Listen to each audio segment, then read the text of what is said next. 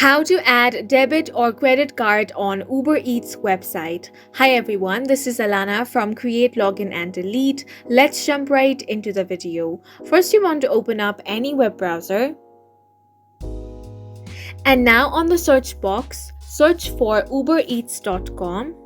Once you are on this web page, you want to sign into your account. For that, tap on the sign up option.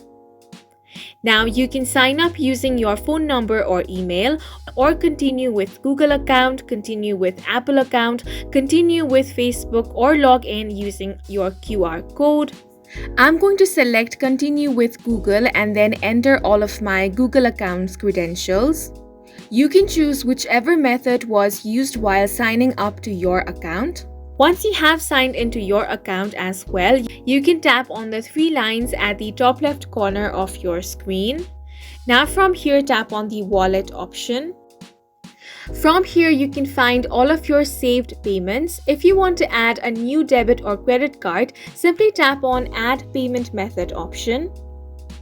Then from all of these options, tap on Credit or Debit Card.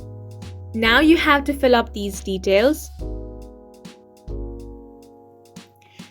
Start by entering your card number. Then enter the expiration date of your credit or debit card. Now here enter your security code. Then select your country from here. After that, you want to enter the postcode. Now enter your nickname, but this is an optional step. After entering all the details, tap on Add Card option. And after the verification, if all of your details are correct, your debit or credit card is going to be added on Uber Eats. And that's it for this video. Please make sure to hit the like button and subscribe for more helpful tutorials.